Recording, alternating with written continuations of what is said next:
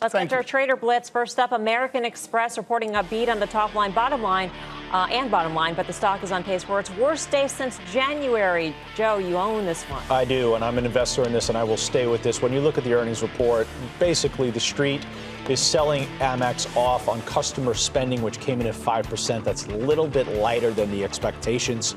And also customer engagement costs were higher than they anticipated. But this is a leader in the space. Stay with this name, even on the pullback. All right, Boeing is setting aside $5 billion to compensate 737 MAX customers. Jim, you own it. Okay, so last week, Mel, you weren't on the show, but my final trade was Boeing because it keeps shrugging off bad news, okay? Now, the charge here is much bigger than people expected. It shrugs that off because there's another piece of good news in there, which is that they think the 737 MAX is going to fly again by the end of the year. If that's the case, this is a screaming buy. It remains to be seen whether the regulators will let that happen or not. But here's the key. Just like I said last week, it shrugs off bad news. The stock trades very well. This is a company you should own. State Street topping earnings estimates. Shares on pace for their best day of the year. Sarat.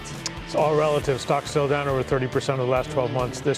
It was better than expected. I think some of this is just short covering. Expenses were much better than they expected, but this is the boring financial that I don't really want to own because there's really no catalyst going forward. I think you take it. If you own it, take some money off the table. All right, Freeport-McMoRan on pace for its best week since June 21st. John's got calls. Yep, I've got calls in this one, Mel. Love it. Love the move. It was up like 1.5% early on, pushing higher still, now up almost 3.5%.